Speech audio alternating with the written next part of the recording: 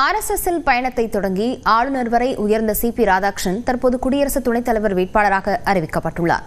அவரது பின்னணி குறித்து விவரிக்கிறது இந்த செய்தி தொகுப்பு.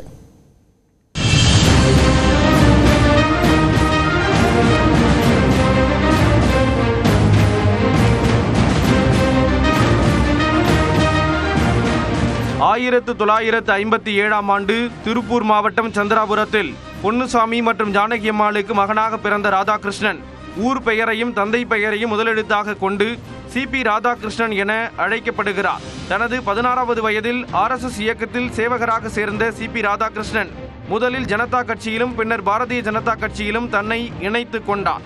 1996இல் தமிழக பாஜகவின் மாநில செயலாளராக நியமிக்கப்பட்ட CP ராதாகிருஷ்ணன் முன்னாள் பிரதமர் வாஜ்பாய், முன்னாள் துணை பிரதமர் அத்வானியின் நன்மதிப்பை பெற்றார்.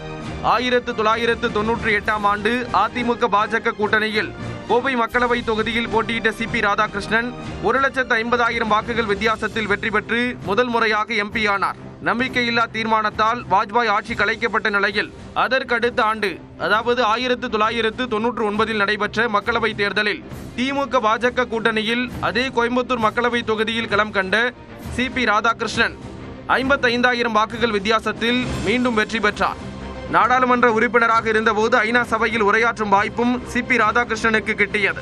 மேலும் தைவானுக்கு சென்ற முதல் நாடாளுமன்ற குழுவிலும் CP ராதாகிருஷ்ணன் உறுப்பினராக இருந்தார். 2004 மக்களவை தேர்தலில் கோவை தொகுதியில் CP ராதாகிருஷ்ணன் தோல்வியடைந்த போதும் அந்த ஆண்டு தமிழக பாஜக தலைவர் பதவி தேடி வந்தது.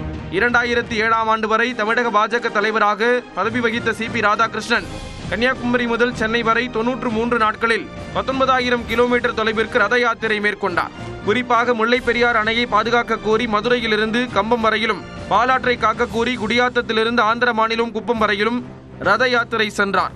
அதன் பிறகு 2014 மக்களவை தேர்தலில் மீண்டும் கோவையில் போட்டியிட்ட CP ராதாகிருஷ்ணன் திமுக மற்றும் அதிமுக கூட்டணியின்றி 3,87,000 வாக்குகள் பெற்று 2ஆம் இடம் பிடித்தார். அப்போது தமிழ்நாட்டில் தேசிய ஜனநாயக கூட்டணி வேட்பாளர் ஒருவர் பெற்ற அதிகபட்ச வாக்குகள் இது என்பது குறிப்பிடத்தக்கது. 2016 முதல் 2020ஆம் ஆண்டு வரை மத்திய தென்னை நார் வாரியத்தின் தலைவராக பணியாற்றும் வாய்ப்பும் CP ராதாகிருஷ்ணனுக்கு கிடைத்தது. அதன் பிறகு கடந்த 2023ஆம் ஆண்டு பிப்ரவரி மாதம் ஜார்க்கண்ட் மாநில ஆளுநராக CP ராதாகிருஷ்ணன் நியமிக்கப்பட்டார். பாஜக மூத்த தலைவர் தமிழிசை சவுந்தரராஜன் தனது ஆளுநர் பதவியை ராஜினாமா செய்தபோது அவர் வகித்து வந்த தெலுங்கானா ஆளுநர் மற்றும் புதுச்சேரி துணைநிலை ஆளுநர் பொறுப்புகள் CP ராதாகிருஷ்ணனிடம் கூடுதலாக ஒப்படைக்கப்பட்டன. பின்னர் 2024ஆம் ஆண்டு மகாராஷ்டிரா மாநிலத்தின் ஆளுநராக CP ராதாகிருஷ்ணன் மாற்றப்பட்டார். இந்நிலையில் தேசிய ஜனநாயக கூட்டணி சார்பில் நாட்டின் குடியரசு துணைத் தலைவர் வேட்பாளராக CP ராதாகிருஷ்ணன் தற்போது தேர்வு செய்யப்பட்டுள்ளார்.